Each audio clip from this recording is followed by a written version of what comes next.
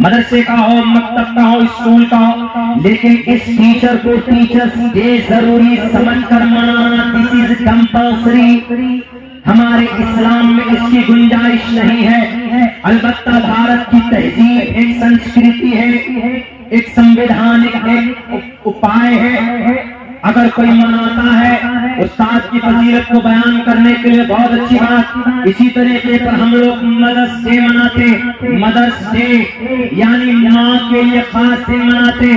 मैं इस टॉपिक के ऊपर हमने बात की है, बहुत अच्छी तरीके से मैंने एक्सप्लेन किया। हमने कहा कि सिर्फ 365 दिन में एक दिन मदर डे मना लेने से आप कामयाब नहीं हो जाएंगे। मदर्स डे यानी माँ की अहमियत के ऊपर आप बात करते, माँ की कुर्बानी पर आप बात करते। सिर्फ 365 दिन में एक दिन खड़े होकर माइक में माँ की खूब तारीफें करते रहो। हमने एतबार से माँ को झोपड़पट्टी में डाल दो और तुम ऐश की जिंदगी गुजारो और तुम जॉब करो दिल्ली में, माँ को डाल दो ओल्ड एज होम में। ये माँ के साथ अपमान है। माँ को गालियां दो, माँ के सर पर डंडे बरसाओ और तुम माइक पर मदर्स डे के ऊपर लंबी लंबी तकरीरें करो। हमने कहा कि क़यामत तक माँ के हक हुकूक को कोई माँ का लाल पूरा नहीं कर सकता।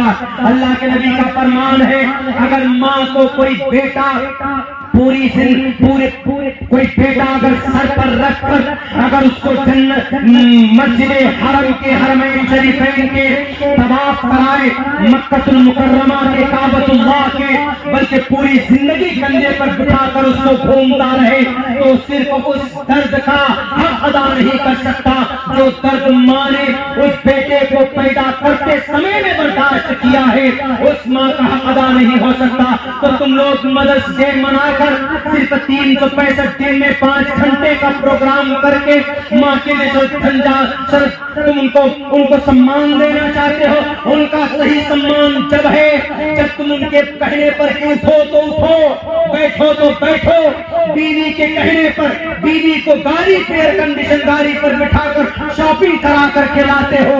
बीवियों के लिए तो जनाब कपड़े बेहतर से बेहतर आप शॉपिंग करते हो, लेकिन ठंडी के मौसम में माँ के लिए एक गर्म चादर भी खरीद कर कभी नहीं लाते। लात मारता हूँ ऐसे मदर डे को, लात मारता हूँ ऐसे तहजीब और कल्चर को। अल्लाह ने अपनी इबादत के साथ तकरीबन 5 जगह पर माँ बाप की इज्जत और एहतराम और उनके सम्मान के लिए ऑर्डर दिए हैं। और कुरान में तो साफ यूं कहा, साफ लफ्जों में कुरान करीम के अंदर कहा गया कि वला तकुल्लहुमा उफ़, उनको उफ़ तक भी मत कहो अपनी माँ को, अपने बाप को। माँ बाप की मेहनत नहीं होती तो आज तुम दुनिया के अंदर तुम्हारा वजूद नहीं होता। आज सिर्फ मदर्स डे मनाकर माँ को भूल जाते। नहीं, माँ को हमेशा करीब रखिए। मैं आज भी माँ से मिल के आया, मैं सफर में जाता हूं, कम से कम 15 से 20 दिन बाहर रहता हूं, लेकिन आने के बाद सबसे पहले मेरी खास मीटिंग मुलाकात किसी से होती है तो मेरी अम्मी से होती है। क्यों? मुझे याद है, माँ तो है ही है, लेकिन दुनियावी एतबार से हमने उन्होंने जो हमको पढ़ना सिखाया माने, मुझे याद है आज भी वो किताब मुझे याद है जो माँ ने हमको कायदा बगदादी, वो प्लास्टिक का रेड कलर का, उस वक्त में शायद 5 पैसे का या कुछ ऐसी ही वो किताब मिल जाती थी। वो किताब पढ़ते थे, याद नहीं होता था अलिफ पेश को, तो हम बोलते थे अलिफ पेश को।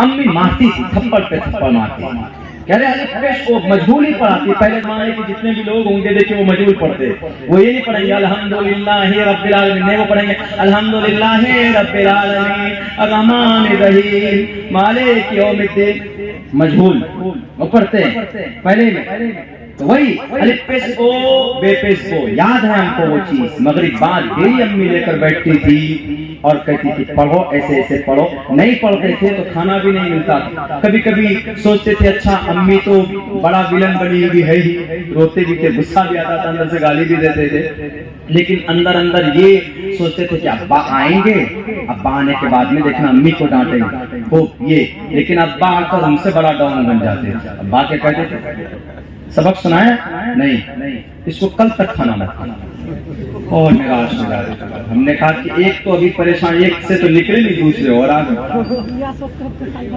उससे वो शक्ति इसलिए थी कि ताकि हम कुछ पढ़ लें। उनकी मेहनत थी। हमने नाज़रात पढ़ना सीखा अपनी अम्मी से। इसीलिए पंडित दयानंद सरस्वती जी को अपनी माँ का शायद प्यार बहुत मिला होगा। इसीलिए उन्होंने लिखा, मातृमान सबसे पहला, एक पुरुषो वैदा, एक महान इंसान को बनाने के लिए मातृमान सबसे पहले माँ की तरबियत जरूरी है। हमारी माँ कान में तो लीड ले लेती है, सामने मोबाइल, एकदम मोबाइलों में बैठे रहेंगे। बच्चा चाय मांग रहा है, बच्चे को क्या जरूरत है, कुछ नहीं, जाओ तुम अभी जरा हम देख रहे हैं वेब सीरीज देख रहे, बैठे जाओ, मोटिवेशन स्पीच देख रहे, जाओ क्या करना। अब देख रहे हैं कि वो मैडम पादुकोण ने कौन सा कपड़ा पहना, बिकनी कैसी पहनी, इसी में लगे रहते। नहीं, you are a first teacher, you are a first great person of your child and children. मातृमान, पितृमान, चार्यावान, तीसरे नंबर पर उस्ताद आते। पहले माँ, फिर बाप, फिर उस्ताद। इन तीनों आदमी की सही मेहनत हो तो पुरुषो वैदा, एक पुरुष होता जो महान बनकर निकलता है।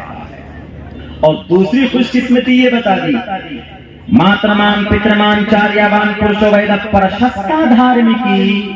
अगर माँ बाप धार्मिक हो, माँ बाप अच्छे काम करने वाले हों, माँ बाप नमाजी हों, माँ बाप अल्लाह से डरने वाले हों, तो और भी अच्छी बात। प्रशस्ता धार्मिकी विदिति समासमगमः।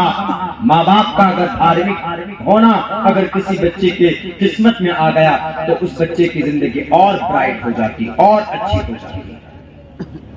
हमारी माँ और हमारे जितने भी पेरेंट्स हैं, वालिद हैं, अपने बच्चे के लिए कितने फिक्रमंद है? नहीं है। जाओ तुम जिधर जाओगे। आज की बात मैं बता रहा हूँ, आज की तारीख का।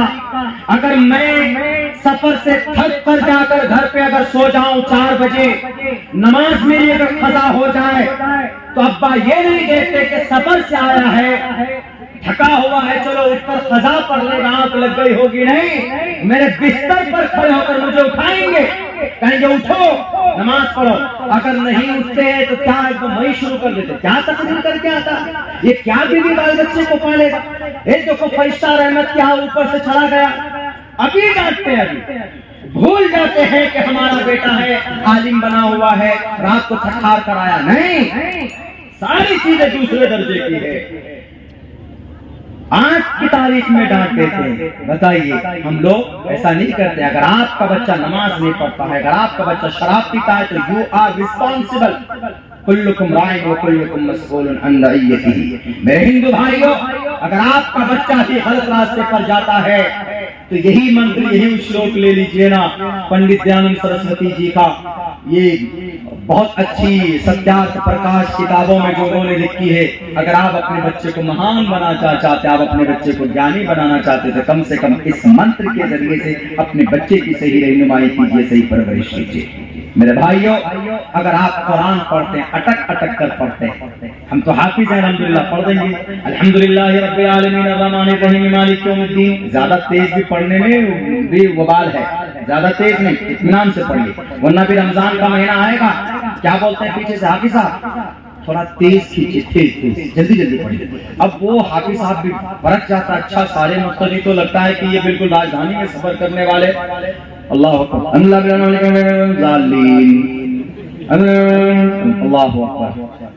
बड़ा फास्ट पढ़ते हैं हाफिज साहब, आप तो कुछ नहीं देखते आगे पीछे। वाह, ये हाफिज साहब है। ये नहीं पता कि हाफिज साहब है कि ये सबसे बड़े गड़बड़ घोटाला है। हम लोग मदरसे में ऐसा करते थे, हाफिज से 11 साल की उम्र में अल्हम्दुलिल्लाह मैं हाफिज बना हूँ, और तब से मैं सुनाता हूँ कुरान। मदरसे में हम लोग उत्तर प्रदेश में रहते थे, तो कुरान बच्चे जब थे हम लोग, कोई सुनता ही नहीं था पीछे, कौन सुनेगा, दाढ़ी वाली है नहीं। हम लोग क्या करते थे, हर मस्जिद के पीछे सब में खड़े हो जाते थे। जहां हाफिज साहब गड़बड़ किया, पीछे से जोर से टोक देते थे, कद समय अल्लाहु कौल अल्लती। अब पीछे से अगर हाफिज साहब को आवाज मिल जाए ना तो हाफिज लड़बड़ा जाता, भाग जाते थे। अगर कोई हाफिज गड़बड़ कर रहा है, एक हाफिज मिल गया हम लोगों को, बड़ी तेज पढ़ रहा था, एक सवा तो 6 मरतबा पढ़ा। हमने कहा क्या माजरा है भाई? कभी कभी ऐसा होता है कि पीछे अगर कोई लुकमा देने वाले नहीं है, आगे साहब को मुशावत लग गया, 1-2 मरतबा रिटर्न करते हैं तो रुकू में जाते हैं, फिर उसको देखते हैं, वो कुरान देख लेते हैं भाई ये गड़बड़ी हो गई। लेकिन देखा कि 6 मरतबा पढ़ा, फिर खड़ा हुआ, फिर उसी को पढ़ रहा, फिर उसी को 4 मरतबा पढ़ रहा। हमने कहा कि ये गड़बड़ है, आज गाड़ी नहीं चलने देने वाले। हम लोग 3-4 साथी थे खड़े होकर, बार बार उसी को लौटाते हैं, उसी को लौटाते हैं। और जब सलाम फेरा तो डर से भाग गए। नहीं, कुरान करीम को पढ़िए ईमानदारी से तो सवाब मिलता है। कुरान करीम पढ़ने के लिए अल्लाह तबारक व तआला ने कहा वरत्तिल कुरान तरतीला, आराम से पढ़िए, इत्मीनान से, इतनी तेजी के साथ पढ़िए कि कम से कम आपको समझ में आए। अल्हम्दुलिल्लाहि रब्बिल आलमीन अर्रहमानिर रहीम मालिकि यौमिद्दीन इय्याका नअबुदु व इय्याका नस्तईन इहदिनस सिरातल मुस्तकीम सिरातल लज़ीना अनअमता अलैहिम गैरिल मग़ज़ूबि अलैहिम वलद्दाल्लीन। ये दुनिया की वाहिद किताब है, अगर 100 मरतबा सुनेंगे तो 100 मरतबा सुनने का मन करेगा। और कोई किताब नहीं। 1 मरतबा पठान फिल्म आई, देख लीजिए हमारे नौजवान 7 मरतबा देखेंगे, 1 मरतबा देखेंगे, पेट भर जाएगा, फौरन डिलीट कर देंगे। क्यों जी? 7 मरतबा देख लिए मौलाना, अब मन नहीं कर रहा है। मैं कसम खाकर कहता हूँ कि कुरान अगर तुम दिन में 7 मरतबा पढ़ोगे तो अल्लाह तबारक व तआला तुमको 7 मरतबा नेकी भी देगा, और 7 मरतबा पढ़कर तुम कभी भी तुम्हारा मन नहीं भरेगा, तुम्हारा मन करेगा पढ़ने के लिए। शर्त यह है कि खुलूस के साथ, मोहब्बत के साथ पढ़ोगे तो वो चाशी, वो दिल लगी आपको पैदा होगी। ये सिर्फ कुरान के साथ, कुरान का मौजज़ा। आज से हम लोग कह दीजिए कि इंशाअल्लाह तबारक व तआला कि हम लोग कुरान पाबंदी से पढ़ेंगे इंशाअल्लाह। हमारे नौजवानों, गाना सीखोगे तो कुछ नहीं मिलेगा, गुनगुना करके कान में लीड लगाते। कल मेरी गाड़ी से एक आदमी बचा, कल परसों बचा हमारी गाड़ी से। हम गाड़ी पे जा रहे थे अपने फादर इन लॉ को देखने के लिए, पीछे 2 लेडीज को बिठा के चल रहा है, एकदम अचानक से टर्निंग में हमारी गाड़ी पे वो किया, तो बैरिकेड हमने संभालने की कोशिश की, बच गया। उसके बाद तो हमारी जो अहलिया वो बोली, बोला देखे वो ऐसा क्यों किया, हम हॉर्न देते गया है, बोला उसके कान में लीड है। देखिए यकीनन उसके कान में, दोनों कान में लीड लगा हुआ, क्या सुनना होगा? वही बेशरम नहीं सुनना होगा। लूट लिया महफिल, क्या क्या है वही सुन रहा होगा। पागल इंसान है जो गाड़ी चलाते हुए, बाइक चलाते हुए जो ये सब हरकतें करते हैं। नहीं, आप हेलमेट लगाइए, आप गाड़ी चलाइए और पूरे केयरफुली के साथ, ध्यान के साथ चलाइए तो इंशाअल्लाह आपके साथ हादसा नहीं होगा। सन 2016 से मैं गाड़ी चला रहा हूं, अल्लाह का फजल है, कोई रूल रेगुलेशन को नहीं तोड़ते, फॉलो करते। अगर आपके यहाँ से बैठकर मैं जाऊंगा अररिया तो मैं सीट बेल्ट लगाऊंगा और ध्यान से गाड़ी चलाऊंगा। मैं रात को अगर मैं झारखंड से भी चलता हूं तो मेरे साथ ड्राइवर होता है तो ड्राइवर को कहता हूं साइड में बैठिए, आप, मैं गाड़ी चलाता हूं। क्यों? मुझे आप पर विश्वास नहीं है, कहीं रात में कहीं और ही आप चला दिए गाड़ी। हम अपने ऊपर कॉन्फिडेंट हैं। आराम की चीज है गाड़ी, आराम की चीज है, आपकी सहूलत के लिए। एकदम एक्सीलेटर इतने दे देते हैं कि गाड़ी भी बदला करते हुए भागती है। हेलमेट लगा कर जाइए। हम लोग हेलमेट लगाने को समझते हैं कि नहीं पुलिस वाला जबरदस्ती वो कर रहा, नहीं, हेलमेट आपकी प्रोटेक्शन के लिए है। और बाइक से चोट लगती है एक्सीडेंट होने के बाद, सबसे पहले माथे ही आपका जख्मी होता है। अगर आपका माथा सेफ है, पूरा सर अगर सेफ है तो पूरी बॉडी के अंदर चोट लग जाए तो आप बर्दाश्त कर सकते हैं। इस्लाम का हिस्सा है ये सब भाई, ये सिर्फ पुलिस की या कानून की बात नहीं है, आपकी प्रोटेक्शन के लिए। गाना सुनना है तो बैठकर खूब एक जगह सुन लो, लेकिन तैयार हो जाओ, कल कयामत में अल्लाह तबारक व तआला वो शीशा पिघला कर कान में डालेगा। वो मिनन नास मन यश्तरी लहवल हदीस लियुज़िल्ला अन सबीलिल्लाह। मोबाइल तुमने ओप्पो का खरीदा, क्या है उसमें दिखाओ? अरे बाप रे, भोजपुरी गाना, टॉलीवुड का गाना, बॉलीवुड का गाना, स्पाइडरमैन भरा के रखे हो, आयरन मैन भरा के रखे हो, कहीं पर नाच नहीं है, कहीं पर तकरीर नहीं है, कहीं पर नज़म क्यों नहीं है? तब क्या कहोगे? पूछेगा अल्लाह वान शबाबी फीमा अबला, ये जवानी कहाँ पुरानी करके आए, कहाँ पुरानी करके आए, तब क्या कहोगे जवानों?